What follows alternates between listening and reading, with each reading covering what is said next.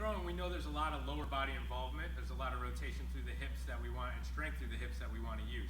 So another assessment we want to look at is rotation through those hips. So when you have a planted leg, you're going to rotate over that leg through the hip. So we want to make sure that our hip rotation is good bilaterally at the end of the season, at the beginning of the season as well.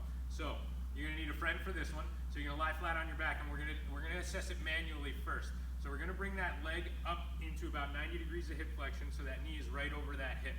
We're going to kind of stabilize around that knee, and we're going to try and keep that knee right in place as we rotate Dan's leg outward, his foot outward, which would be internal rotation of his hip.